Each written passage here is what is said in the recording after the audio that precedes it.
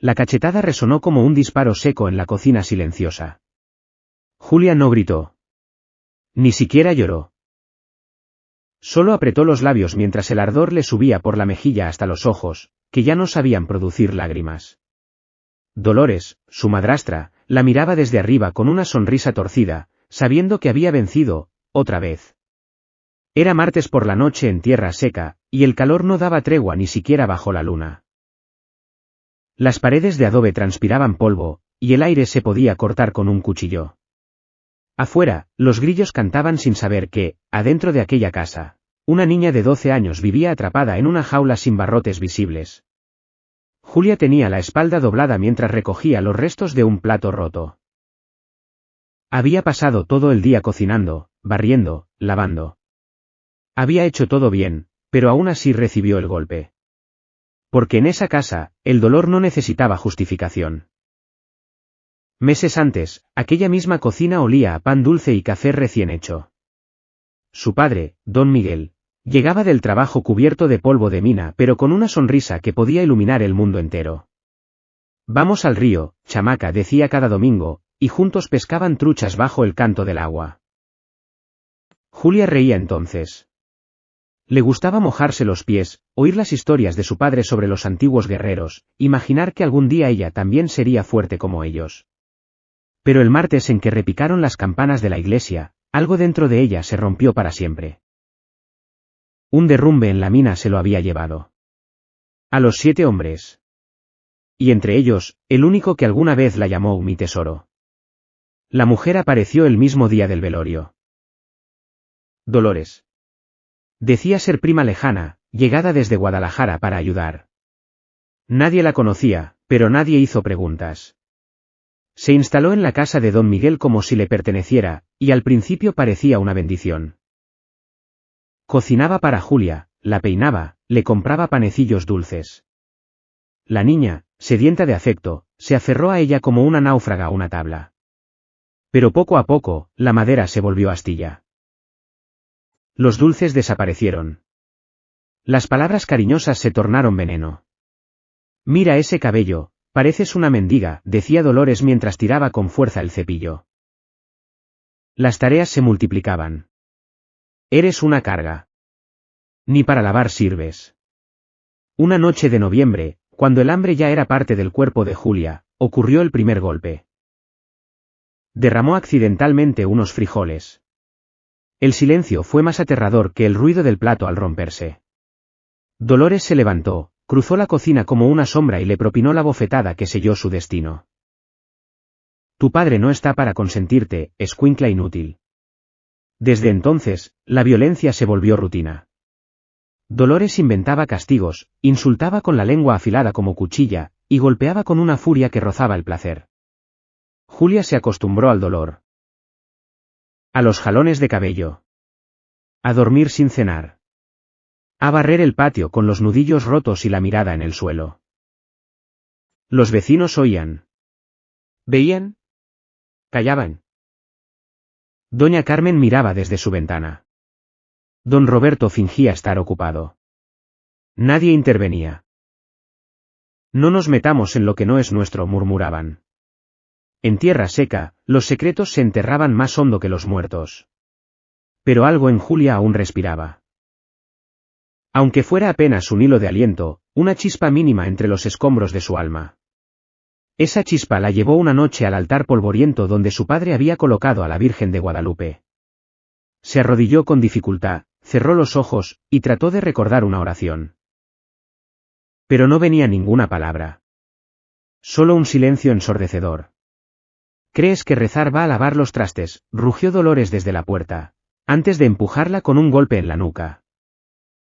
Julia cayó de rodillas de nuevo, pero ya no con reverencia. Esta vez, fue como caer en un abismo sin fin.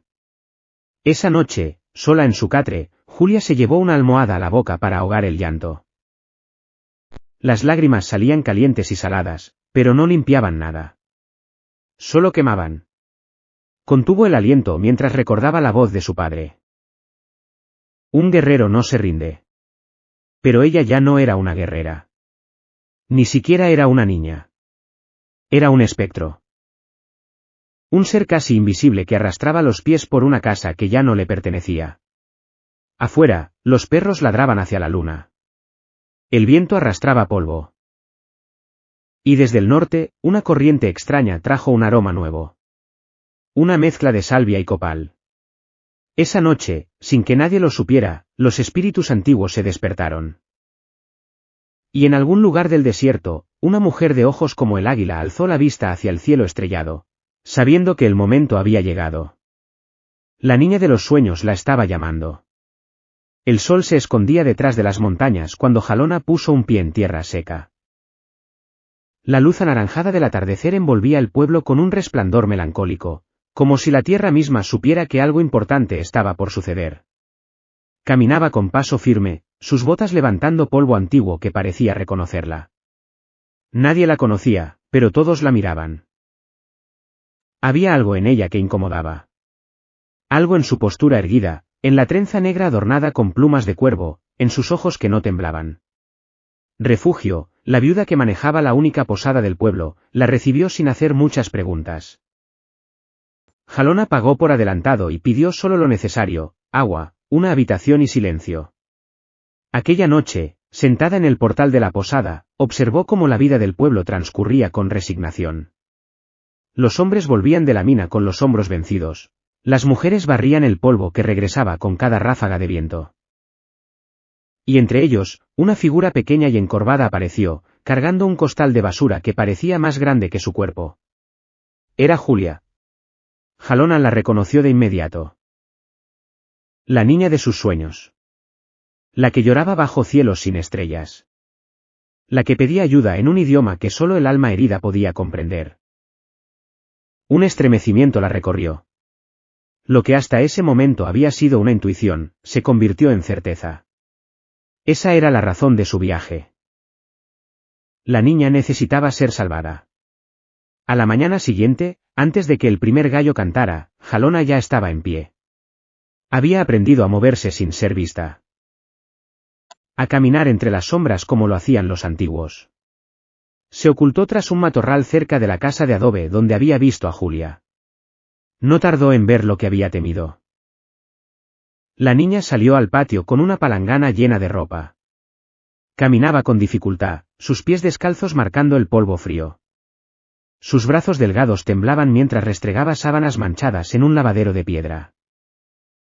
Desde la puerta, apareció una figura que se le clavó en la memoria, Dolores. La vio gritarle. No escuchó las palabras, pero no le hizo falta. El lenguaje del desprecio era universal. Vio cómo le jalaba el cabello, cómo la obligaba a agacharse, cómo levantaba la mano y la descargaba sin compasión.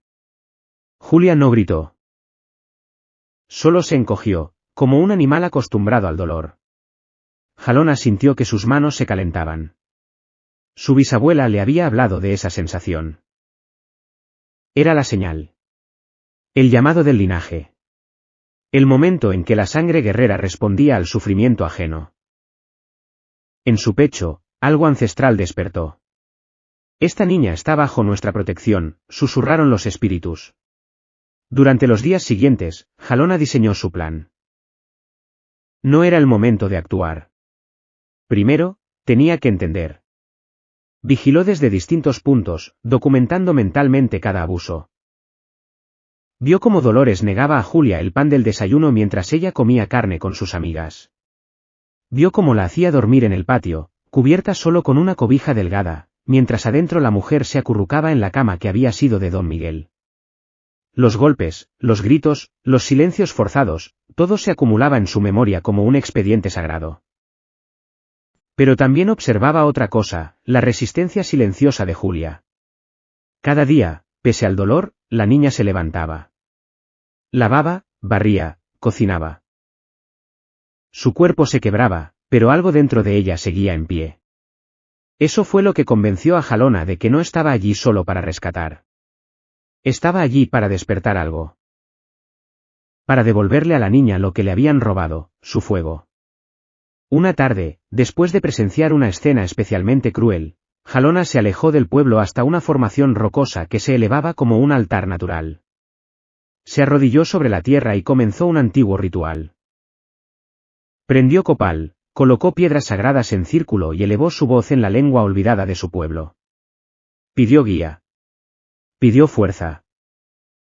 Pero, sobre todo, pidió permiso. Porque lo que estaba a punto de hacer no era una intervención. Era una guerra espiritual. Cuando abrió los ojos, el viento había cesado.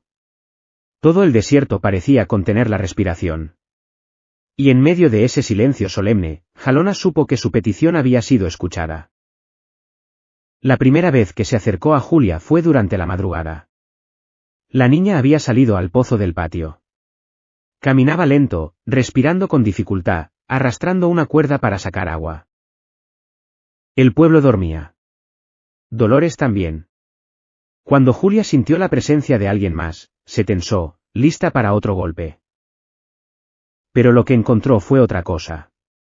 Una mujer alta, vestida con ropa simple, con ojos que parecían conocer todos los secretos del desierto. No dijo una palabra. Solo tomó el balde con ella y lo llenó de agua. Luego, antes de desaparecer entre las sombras, puso algo en sus manos, una piedra de turquesa. Julia la apretó contra su pecho. No entendía qué significaba.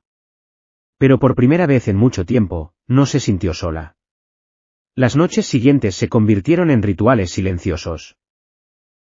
Cuando Dolores dormía embriagada, cuando el pueblo era solo un suspiro bajo la luna, Jalona aparecía. Nunca golpeó la puerta. Nunca llamó por nombre.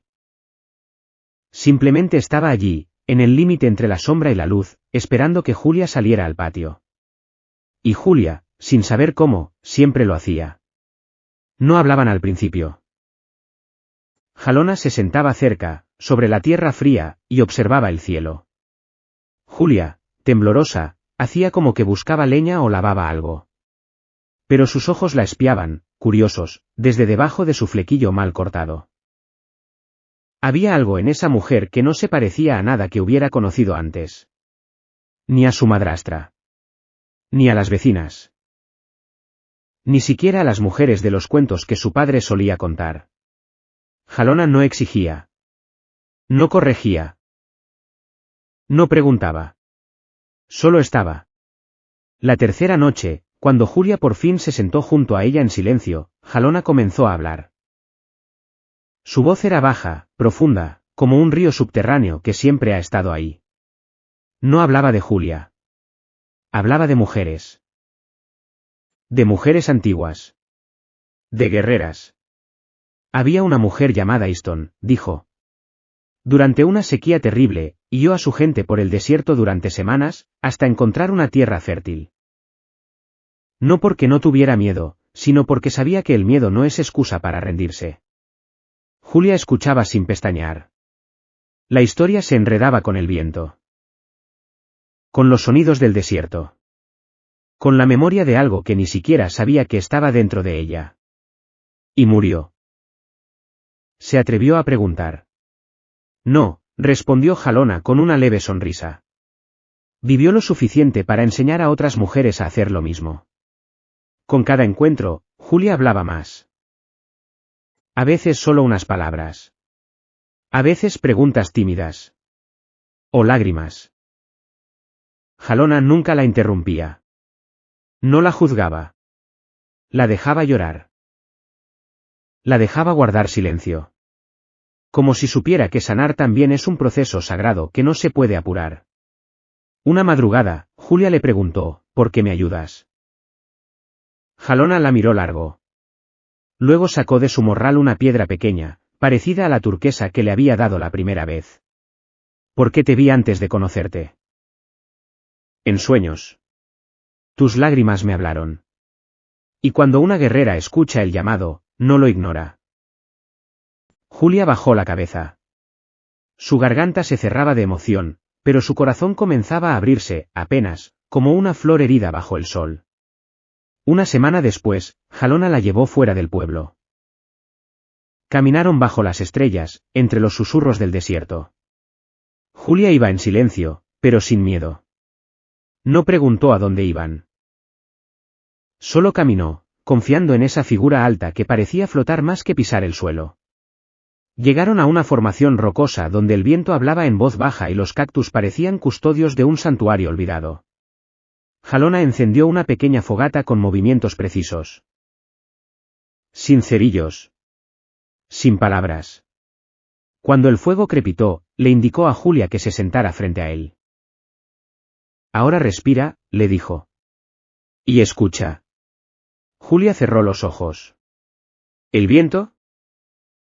El fuego. Su propio corazón latiendo. Todo comenzó a mezclarse. La tensión que cargaba en los hombros empezó a disiparse, como si las llamas derritieran cadenas invisibles. Y entonces, muy dentro de sí, sintió algo. Algo que llevaba tiempo dormido. Una chispa. ¿La sientes? Preguntó Jalona. Julia asintió, sin abrir los ojos. Tenía un nudo en la garganta, pero no era de miedo. Era de algo nuevo. Esperanza. Esa noche, junto al fuego, Jalona le habló de la fuerza. No la fuerza bruta. No la violencia. La otra. La fuerza que nace del alma. Le enseñó que los insultos no pueden destruirla. Que los golpes no pueden apagarla. Que esa llama que comenzaba a sentir, era suya. Y siempre lo había sido. El poder real, dijo Jalona, no es el que destruye. Es el que transforma. Julia la miró con los ojos brillantes. Por primera vez en meses, se sintió viva. El amanecer tiñó de rojo los tejados de tierra seca cuando Julia regresó del desierto. Sus pasos eran más firmes. Su espalda menos encorvada. Algo invisible había cambiado en su andar, como si la tierra misma respondiera distinto bajo sus pies. La niña que había salido de la casa como una sombra volvió convertida en semilla de algo nuevo, una guerrera en germinación. Dolores no notó el cambio de inmediato. Estaba ocupada con sus asuntos, discutiendo con la vecina por una deuda de pulque. Pero los días siguientes, pequeños detalles comenzaron a incomodarla. Julia ya no bajaba la mirada con la misma rapidez. No temblaba igual cuando le hablaban en tono alto. Había algo en sus ojos, una luz tenue, pero desafiante. Y Dolores lo notó. Los depredadores siempre notan cuando sus presas empiezan a dejar de tener miedo. Durante las noches, Jalona continuaba el entrenamiento espiritual. No hablaban de venganza, sino de propósito. No se preparaban para pelear, sino para reclamar lo que había sido negado. Tú no eres lo que te hicieron, decía Jalona mientras compartía historias al pie del fuego. Eres lo que decides ser después del dolor. Julia absorbía cada palabra como agua en tierra seca. Aprendió a respirar para calmar la ira. A cerrar los ojos para encontrar su centro. A no dejarse arrastrar por el miedo. Y lo más importante, a recordar que no estaba sola. Yo estaré contigo cuando llegue el momento, le prometió Jalona. Pero quien debe dar el paso, eres tú. En secreto, los vecinos comenzaron a notar algo. Julia ya no caminaba como una niña rota. Algunos comentaban en voz baja que había algo distinto en ella. Doña Carmen, la vecina que siempre había mirado a otro lado, se atrevió a ofrecerle un pedazo de pan una mañana. Julia lo aceptó con una sonrisa leve, sin palabras. Pero esa misma tarde, Dolores explotó. Encontró un error minúsculo en la forma en que Julia había doblado las mantas. Fue suficiente para justificar otra golpiza. Esta vez no con una palmada ni un grito, sino con un cinturón de cuero. Jalona, desde su puesto de observación detrás del nopal, lo vio todo. Vio cómo Dolores perdía el control, cómo la furia la volvía un animal ciego. Vio a Julia hacerse un ovillo en el suelo. Vio cómo las marcas se multiplicaban en su espalda. Pero también vio algo más. Vio cómo Julia no lloraba. Cómo no gritaba. Cómo sus ojos abiertos miraban al vacío no con miedo, sino con resistencia. Como si algo dentro de ella se negara a romperse del todo. Esa noche, Jalona supo que el momento había llegado. Regresó a su refugio y preparó todo. Encendió incienso de copal. Consultó las piedras ceremoniales. Y habló en voz alta a sus ancestros. Mañana, la niña reclamará su vida. Ayúdenla. Protéanla. Que su fuego arda con fuerza. Al amanecer, fue a ver a Julia. La encontró sentada junto al pozo, con las piernas cruzadas y la mirada fija en el agua. No tenía miedo. Solo espera. ¿Estás lista? Preguntó Jalona. Julia asintió. No quiero hacerle daño, dijo la niña, con voz firme. Solo quiero que ya no tenga poder sobre mí. Entonces ya ganaste, respondió la apache. Porque el verdadero poder no está en golpear, sino en decir basta. Pasaron el día preparando el alma. Jalona le enseñó cómo pararse. Cómo sostener la mirada. Cómo respirar profundo para que la voz saliera clara. No practicaban frases ni amenazas. Solo verdad. Solo dignidad. Cuando cayó la noche, Julia entró a la casa. La misma casa donde había sido golpeada, humillada y negada. Pero esta vez, no era la misma niña. Dolores estaba en la cocina, tambaleándose por el alcohol. Había bebido de más, como siempre hacía los viernes. Sus ojos inyectados de furia buscaron a Julia y encontraron algo que no comprendieron. Julia estaba de pie. No encogida. No temblando. De pie. Ven acá, escuincla inútil, escupió Dolores, blandiendo el cinturón. Y Julia, por primera vez en su vida, no obedeció. No, dijo. Una sola palabra. Pero dicha con una firmeza que partió el aire como un trueno. Dolores se quedó inmóvil. La palabra la había desarmado más que un golpe. En sus ojos apareció algo que no se había visto en años, confusión. Duda. Julia repitió, ya no tienes poder sobre mí.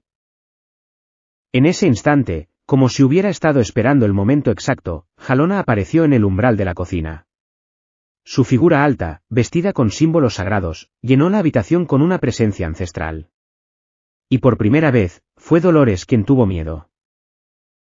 Dolores dio un paso atrás, tambaleándose. No sabía si era el alcohol o la presencia imponente de aquella mujer en el umbral. Jalona no había dicho una sola palabra, pero su sola figura bastaba. Su vestido tradicional, adornado con cuentas de turquesa y plumas de águila, no era un disfraz. Era una declaración. Una advertencia. ¿Quién carajos eres tú? Balbuceó Dolores, su voz empapada en arrogancia desesperada. Jalona dio un paso al frente. Su voz fue baja, pero cada sílaba retumbó como tambor de guerra. Soy Jalona, hija de Ayana, nieta de Losen. Descendiente de guerreros y protectores. Estoy aquí porque tus abusos han cruzado la línea. Estoy aquí porque la niña a la que has maltratado ya no está sola. Dolores rió. Una risa nerviosa, frágil, que se quebró antes de completarse. ¿Y qué piensas hacer? Llevarla contigo. ¿Secuestrarla? Julia se adelantó un paso. La niña del catre, la que callaba los sollozos con la almohada, ya no existía. En su lugar había una figura pequeña pero firme, con los ojos brillando con una luz que no era de este mundo. No necesito que me lleven, dijo. Solo necesito que te vayas. El silencio cayó como un telón pesado. Dolores la miró como si estuviera viendo a un fantasma. ¿Qué dijiste? Que esta ya no es tu casa. Era la de mi padre. Y él jamás habría permitido lo que tú hiciste. Ya no puedes seguir aquí. No te tenemos miedo. Desde la calle, algunas ventanas se abrieron. Doña Carmen. Don Roberto. Vecinos que durante meses habían cerrado los ojos al sufrimiento ahora se asomaban, empujados por el eco de aquella voz infantil que, de pronto, sonaba como la de una mujer. Dolores miró alrededor. Sintió que el aire se hacía más denso. Que las paredes mismas la observaban. Los objetos de don Miguel, el sombrero colgado, la fotografía, la navaja oxidada, parecían vibrar con una energía que no entendía, pero que la hacía temblar. Están todos en mi contra, masculló. Malditos hipócritas. Nunca me quisieron. Pero nadie respondió. Ni una voz se alzó a su favor. Ni una sola mirada la defendió. Entonces, la rabia la empujó hacia adelante. Avanzó hacia Julia, con las manos como garras. Tú me provocaste esto, escuincla desagradecida. Jalona se interpuso con la velocidad de un rayo. No la golpeó. No la empujó. Solo levantó la mano en señal de alto, y la autoridad de su gesto fue tan poderosa que Dolores se detuvo en seco. No volverás a tocarla, dijo Jalona, con una serenidad que helaba la sangre. Si das un paso más, sentirás el peso de todos los espíritus que esta tierra ha visto nacer. En ese momento, una ráfaga de viento entró por las ventanas. Las velas parpadearon. Las cortinas se agitaron. Un susurro ancestral pareció llenar la cocina.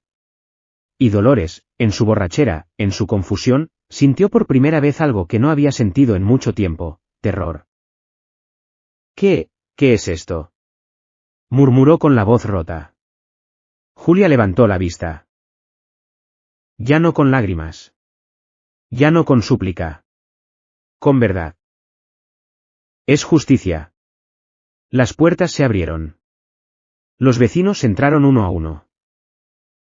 No con violencia, sino con determinación. Carmen fue la primera en hablar. Todos sabíamos, pero nos callamos. Y eso nos hace culpables también. Don Roberto bajó la cabeza. No más. Esta niña merece vivir en paz. Dolores retrocedió. La cocina que había sido su trono ahora era una sala de juicio. Cada objeto, cada persona, cada mirada, pesaba sobre sus hombros como una losa. «Está bien», gritó con desesperación, «me iré. Pero no porque me echen. Me voy porque este pueblo apesta a hipocresía». Nadie respondió. Solo la observaban mientras recogía sus cosas con manos temblorosas, su imperio de terror desmoronándose sin ruido. Cuando se fue, caminando bajo la luz de una luna llena que parecía observarlo todo, nadie la detuvo. Nadie se despidió. Nadie la defendió. En el umbral de la casa, Julia observaba con los ojos fijos, apretando la piedra de turquesa que Jalona le había regalado. El fuego en su interior no se apagaba. Ardía con más fuerza. Esa noche, por primera vez, durmió en paz. El amanecer llegó sin sobresaltos. Por primera vez en mucho tiempo, la luz que entró por la ventana de la cocina no se encontró con gritos ni golpes, sino con un silencio tranquilo. Un silencio que no pesaba. Un silencio que curaba. Julia se despertó en su propio catre, en su cuarto, y no sintió miedo. El techo ya no parecía una jaula. Las paredes ya no apretaban. Por primera vez, la casa de su padre volvió a parecer un hogar. Se levantó lentamente, sintiendo cada músculo de su cuerpo como si fuera nuevo. Abrió las ventanas. Dejó entrar el aire. El viento acarició las cortinas con delicadeza, y el sol se posó en sus mejillas como una bendición. Era como si la casa también exhalara, como si hubiera estado conteniendo el aliento durante meses y, al fin, pudiera respirar. Jalona la esperaba en la cocina, con una taza de café de olla entre las manos. Su mirada era tranquila, pero atenta. ¿Cómo dormiste, pequeña guerrera? Julia tardó en responder. No por falta de palabras, sino por exceso de emociones. Al final, solo dijo, en paz. Y esas dos sílabas lo decían todo. El pueblo entero supo lo ocurrido. No porque alguien lo gritara, sino porque la energía había cambiado. Ya no se trataba solo de que Dolores se hubiera ido. Se trataba de lo que quedó, una niña en pie, una casa libre, una justicia sin aspavientos pero irrevocable. Doña Carmen pasó con una canasta de pan caliente. Don Roberto ofreció arreglar la cerca. La señora Esperanza, la de las tortillas, le regaló una docena recién hechas. Era como si, por fin, todos recordaran que Julia existía. Y más que eso, que merecía ser cuidada. Esa tarde, mientras Jalona y Julia barrían el patio, la niña se detuvo junto al altar de la Virgen de Guadalupe. Lo observó largo rato. La figurilla seguía allí, pero ahora parecía distinta. Más limpia. Más viva. ¿Crees que mi papá me vio?, preguntó en voz baja. Jalona no respondió de inmediato. Se acercó y puso una mano sobre su hombro. No solo te vio. Estuvo contigo. Y está orgulloso. Julia sonrió. Cerró los ojos. Y por un instante, juró sentir el perfume del talco que su padre usaba los domingos, mezclado con el olor de las truchas recién pescadas. Fue breve. Pero suficiente. Esa noche, los vecinos organizaron una pequeña cena en la plaza. No fue una fiesta. Fue un acto de reparación. Una comida compartida entre quienes habían guardado silencio y ahora querían redimirse.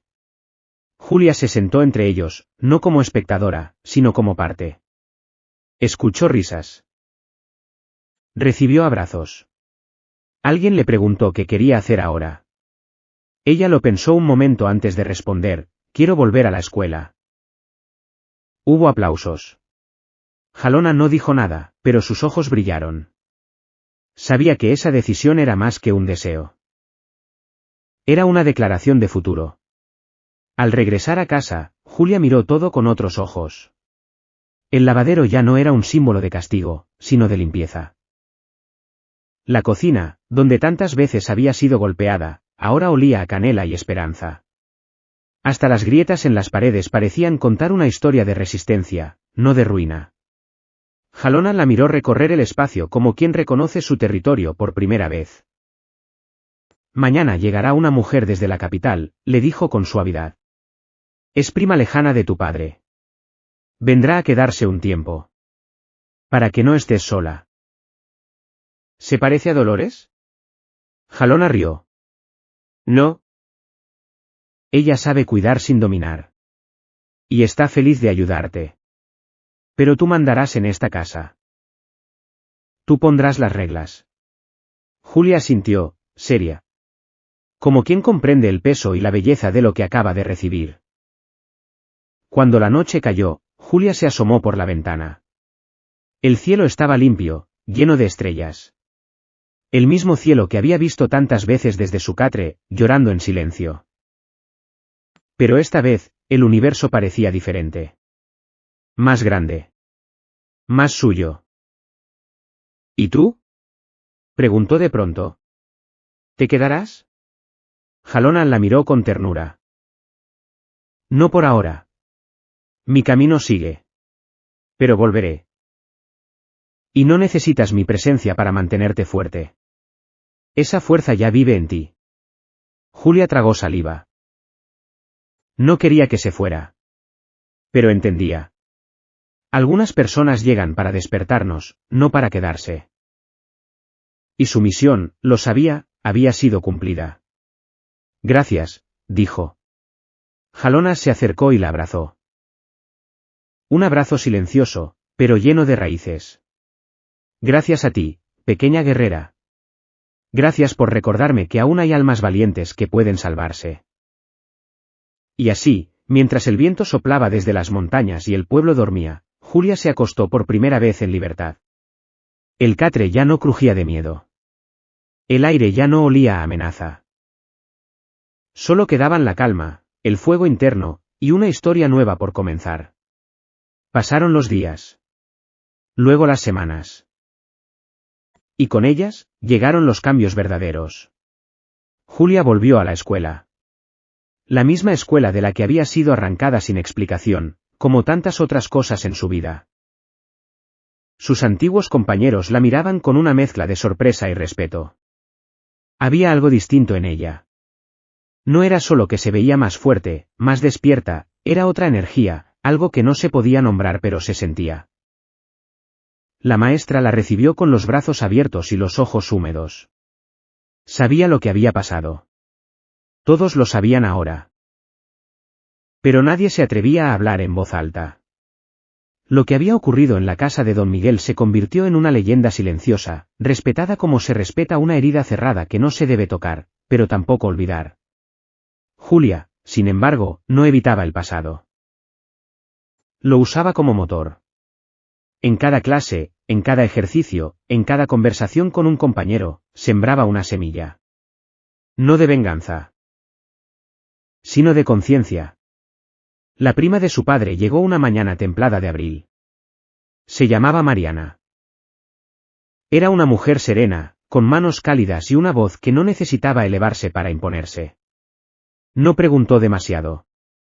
No intentó ocupar espacios que no le correspondían. Se instaló en la casa como una presencia tranquila. Julia, al principio, fue cautelosa. Pero con el tiempo, aprendió a confiar. Mariana le cocinaba como lo hacía don Miguel. Le hablaba de la ciudad. Le preguntaba sobre sus sueños. Y sobre todo, escuchaba. Escuchaba de verdad. Como si cada palabra de Julia fuera importante. Porque lo era.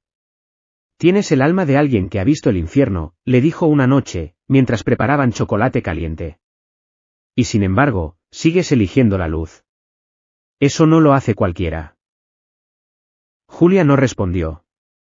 Solo sonrió, sosteniendo la taza entre las manos. Dentro de ella, el fuego seguía ardiendo. Ya no era llama temblorosa.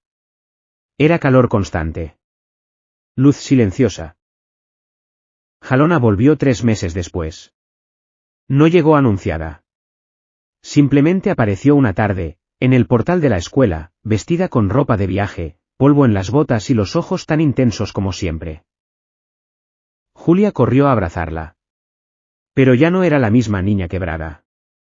Era una joven que sabía quién era. ¿Viniste? Te lo prometí. Caminaron juntas por el pueblo. Todos las miraban, pero ya no con recelo. Jalona ya no era la forastera. Era la que salvó a Julia. La que trajo justicia sin violencia. La que cambió algo más que una casa, cambió el alma del pueblo. Esa noche, se sentaron bajo las estrellas, en el mismo lugar donde alguna vez compartieron el fuego ceremonial. El silencio era cómodo. Familiar. ¿Y ahora qué sigue para ti? Preguntó Jalona. Julia respiró hondo. Quiero ayudar a otros. Como tú me ayudaste a mí. No sé cómo, ni cuándo. Pero lo haré. Lo harás, confirmó la Apache. Porque ya eres parte de algo más grande. Los años pasaron. Julia creció. Se convirtió en una joven maestra. Volvió a tierra seca después de estudiar en la capital. No porque no pudiera quedarse allá, sino porque eligió regresar. Había niños en su pueblo con miradas apagadas, como la suya alguna vez. Y ella entendía ese lenguaje sin palabras. Sabía cómo hablarle al silencio. Cómo encender pequeñas llamas en medio de tanta oscuridad. En sus clases no solo enseñaba a leer y escribir. Enseñaba a reconocerse. A resistir. A sanar. Y, a veces, contaba una historia. La de una niña que fue golpeada hasta olvidar quién era. Que vivió atrapada en el miedo. Pero que, una noche de luna llena, conoció a una mujer que venía del desierto, guiada por sueños y ancestros. Una mujer que no la salvó, sino que le enseñó a salvarse a sí misma. Y desde entonces, decía Julia, su fuego nunca volvió a apagarse. La casa donde todo ocurrió sigue en pie. Ya no es un lugar de horror. Es un espacio de encuentros. Allí se dan clases comunitarias, reuniones de mujeres, círculos de lectura para niñas. Hay flores en el patio. Hay voces en la cocina. Hay vida. Y en una pared, enmarcada por ramas de copal y fotografías antiguas, hay una piedra de turquesa. La misma que una vez ardió en las manos de una niña que ya no tenía fuerzas para llorar. La piedra sigue brillando, tenue pero constante. Como recordatorio. Como promesa. Como símbolo de que incluso en los lugares más oscuros, siempre puede nacer la luz.